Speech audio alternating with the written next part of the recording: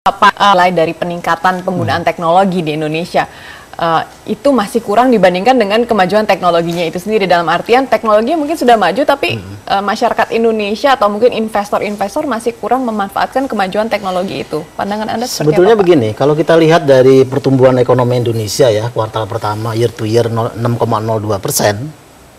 pertumbuhan industri itu sudah 6,6%. Industri pengolahan.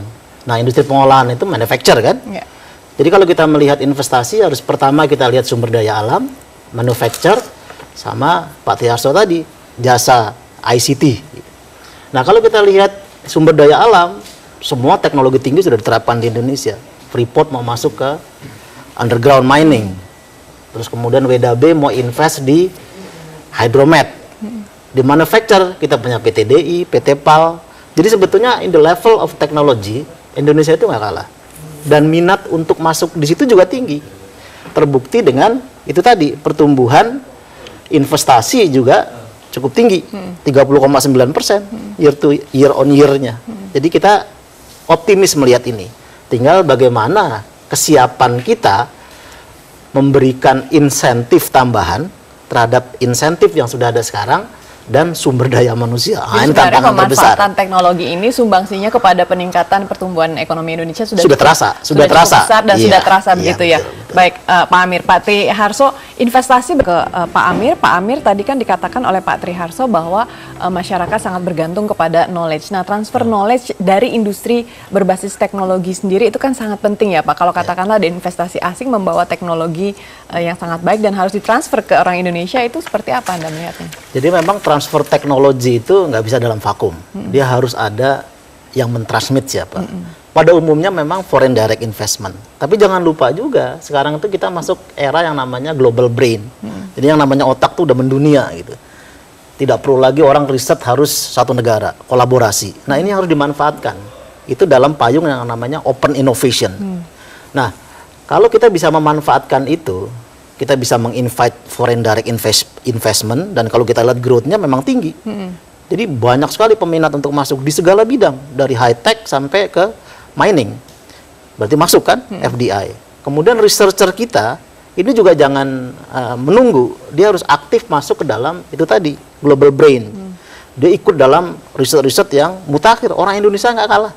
Dokter-dokter kita itu teman saya sekarang ya, teman seangkatan saya di ITB, seluruh dunia industri pesawat itu ada mereka, dan mereka kunci engineers-nya. Jadi ada transmitter, terus kemudian ada pelakunya, baik perusahaan maupun individu. Itu yang paling penting. Ya. Nah, Pak Amir, dukungan dari pemerintah sendiri untuk katakanlah mendorong investor untuk investasi di industri berbasis teknologi tinggi ini bisa dilihat dari apa? Dari regulasinya kah? Dari apa yang bisa kita? Memang kalau kita lihat dari World Economic Forum, dia kan ada 12 pilar.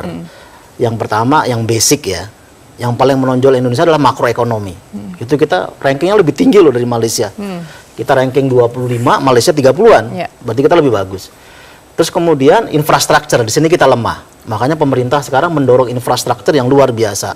Itu kita kenal MP3I, Master Plan Percepatan dan Perluasan Pembangunan Ekonomi Indonesia. Itulah pertama kita punya master plan. Jadi kalau kita mau lihat di master plan itu, di mana mau bangun industri copper smelter, di mana mau bikin industri high tech, bagaimana university dibangun, itu sudah ada semua. Berarti investor lebih punya gambaran mereka invest di mana. Kemudian yang ketiga tidak kalah pentingnya adalah insentif, terutama insentif fiskal. Sekarang kita sudah kenal dengan tax allowance, tax holiday, dan kemudian itu di-contain dalam kawasan ekonomi khusus yang sekarang sudah ada 54 dari daerah yang mendaftar, yang sudah dibuat peraturan pemerintah itu sudah ada 2.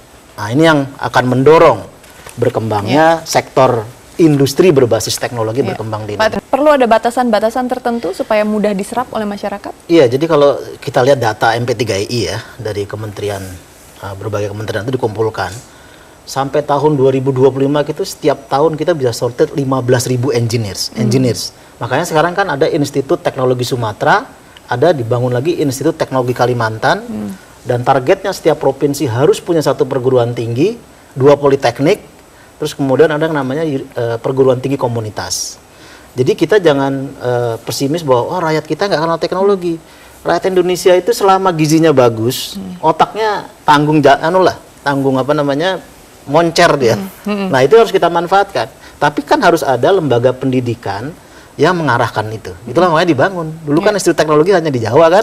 Sekarang di Sumatera udah mulai dibangun. Kalimantan dibangun. Nah dibangunnya di Kalimantan itu di Kalimantan Timur yang pusat dari mineral ya, tambang di sana kan ada semua. Jadi kita nanti bisa mengkaitkan antara sumber daya alam dengan perguruan tinggi kita. Nah, bagaimana dengan masyarakat umum? Dengan pengembangan ICT, kita bisa kembangkan yang namanya e-learning sampai ke e-education, ya, distant learning. Itu backbone sekarang udah masuk sampai ke Indonesia Timur.